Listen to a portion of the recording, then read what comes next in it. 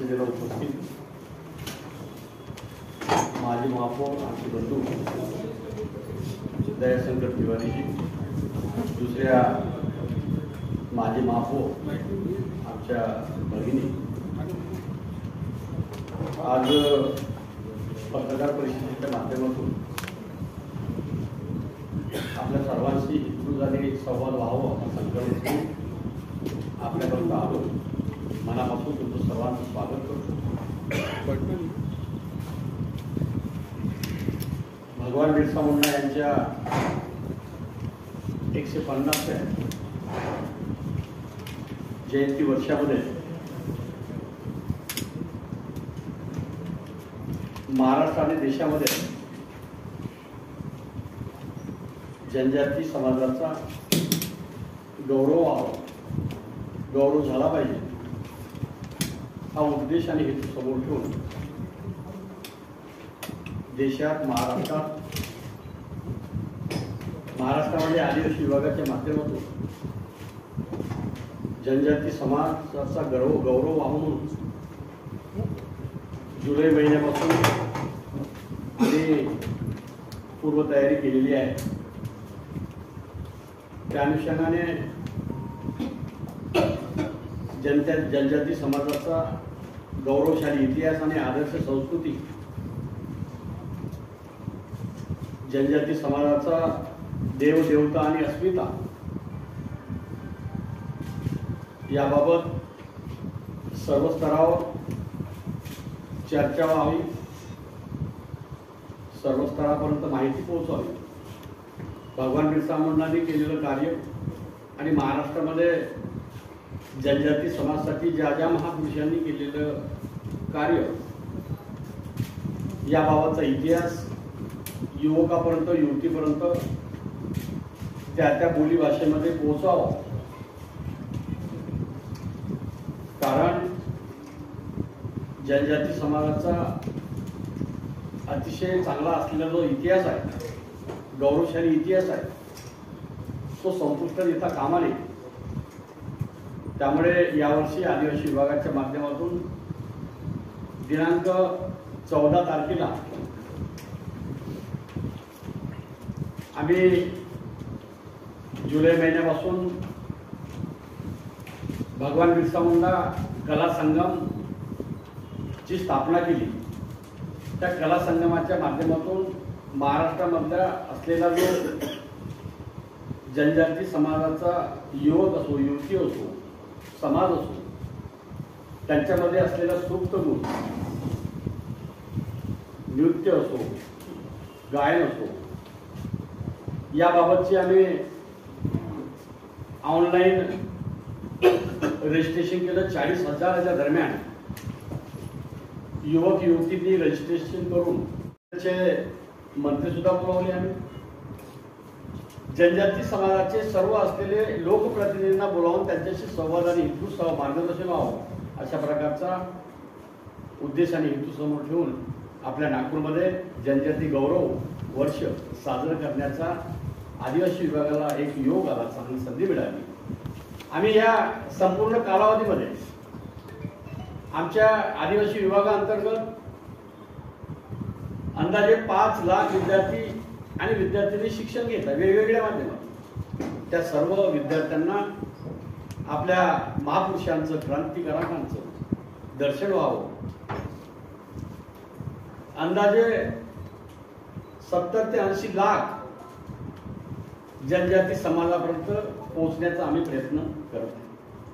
सोबतच आम्ही धरती आबा ग्राम उत्कर्ष अभियान हे अतिशय चांगली योजना जनजाती समाजासाठी सुरू झालेली आहे. या योजनेच्या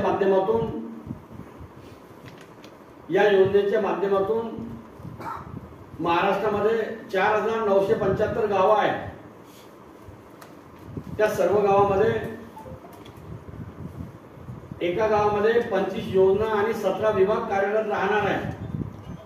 त्यासाठी आम्ही सर्व गावामध्ये धरती आबा ग्राम उत्कर्ष अभियानाचे जे 4,975 गाव आहेत त्या ठिकाणी हा जो इतिहास आहे, भगवान बिरसा मुंडांचं स्मरण झालं पाहिजे, अभिवादन झालं पाहिजे. जनजागृती झाली पाहिजे, लोक चळवळ निर्माण झाली पाहिजे, अशा प्रकारचा संकल्प ठेवून या आदिवासी विभागाच्या माध्यमातून जनजाती समाजापर्यंत पोहोचण्याचा आम्ही प्रयत्न केलेला आहे. आपल्या लोकप्रिय इलेक्ट्रॉनिक प्रिंट मीडियाच्या माध्यमातून भगवान बिरसा मुंडांच्या 150वी जयंतीचं औचित्य साधून नागपूरमध्ये होऊ घातलेल्या 14, 15, 16 आणि 17 या दिवशी कार्यक्रमाचं जनजाती समाजाचा शेवटचा व्यक्ती, शेवटचा माणूस त्यापर्यंत पोहोचण्यासाठी आपलं सहकार्य असावं अशी अपेक्षा करतो. आणि निश्चितच आपण ते प्रसार आणि प्रचार करून सर्व समाजाच्या घटकापर्यंत पोहोचून उपकृत करावे असं माझी विनंती आहे. आणि निश्चित ते आपण कराल अशी अपेक्षा. खूप खूप धन्यवाद. सर, 3 दिवस चांगल्या वेगवेगळ्या कार्यक्रमांचं आयोजन केलं आहे, पण ज्या नागपूर नगरीमध्ये हे कार्यक्रम होत आहे ते बख्त बुलंदशाह ज्यांनी समाधी संवर्धनासाठी एक प्रस्ताव तयार केला होता, खूप दिवसापासून ते रेखाडलं, तेव्हा त्याला गती केव्हा मिळणार, निधी अजून आला नाही, त्याचं भूमिपूजन केव्हा होणार, हे प्रश्न आहे. आचारसंहिता हे याच्यावर बोलणार नाही. आज माझ्या पत्रकार बांधवांना आपण एका कुटुंबाच्या नृत्यासह इव्हन तेवढंच नाही तर अतिशय ग्रामीण भागामध्ये पालघर जिल्ह्याच्या युवकांनी यूट्यूबमध्ये एक रील्स बनवली, लाखो लाईक्स मिळालेले आहे.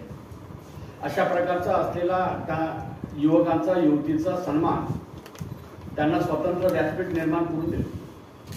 सोबतच आपल्या महाराष्ट्राचा, आपल्या नागपूरकरता, या परिसरामध्ये असलेल्या सर्व बांधवाकरता अतिशय महत्त्वाची बाब म्हणजे राज्यस्तरीय जनजाती गौरव दिवस आपण नागपूरमध्ये साजरा करत आहोत. दिनांक 15 तारखेला सकाळी एक युवकांची आणि सर्व समाज घटकाची आम्ही मिरवणूक काढणार आहे. आणि त्या मिरवणुकीच्या माध्यमातून जनजाती समाजाच्या बाबत असलेली पूर्ण माहिती, होल्डिंग्स आणि जाऊन मिरवणुकीच्या माध्यमातून भगवान बिरसा मुंडांच्या स्फूर्तीस अभिवादन करणार आहे. 15 तारखेला 11 वाजता महाराष्ट्राचे मुख्यमंत्री देवेंद्रजी फडणवीस यांच्या नेतृत्वात भगवान बिरसा मुंडांचा जनजाती गौरव दिवस साजरा करण्याचा कार्यक्रम आयोजित केलेला आहे. त्या ठिकाणी आम्ही जुलै महिन्यापासून विविध कलाकार आणि उत्कृष्ट सादरीकरण करणाऱ्यांचा सन्मान आणि सत्कार सुद्धा केला जाणार आहे. त्यानंतर भगवान बिरसा मुंडांनी केलेलं कार्य, केलेली क्रांती याबाबत नाटिका तयार केलेली आहे. त्या नाटिकेचं नाव आहे उलगुलान. भगवान बिरसा मुंडांनी केलेली क्रांती, त्या इतिहास जो आहे उलगुलानच्या माध्यमातून आपण 3 ते 6च्या दरम्यान नाटिका सादरीकरण करणार आहे.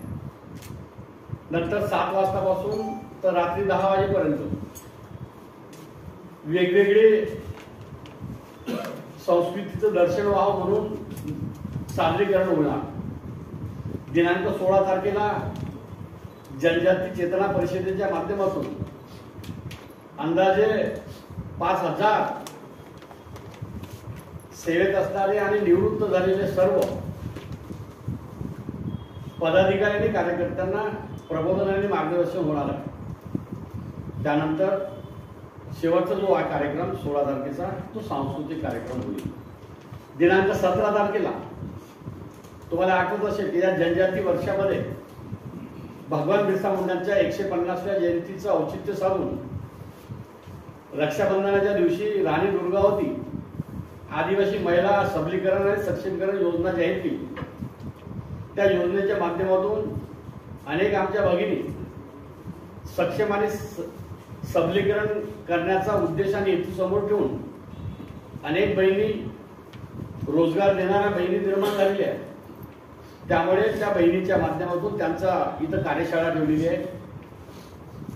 अंदाजे 20 ते 25 हजार युवक युवती आणि आमच्या लाडक्या बहिणी लखपती दिदी जनजाती समाजाच्या त्या ठिकाणी राहणार आहे.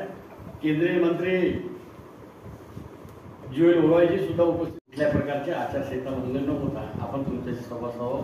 देश गौरव, विश्व गौरव क्रांतिकारक आणि भगवान बिरसा मुंडांची 150वी जयंती असल्यामुळे त्या निमित्ताने आपण आयोजित केलेल्या कार्यक्रमाच्या अनुषंगाने आपण आज चर्चा व्हावं अशी अपेक्षा करतो, विनंती करतो आणि थांबतो. खूप धन्यवाद. शासकीय आश्रमशाळांच्या विभागाचा अद्यापही दरवेळी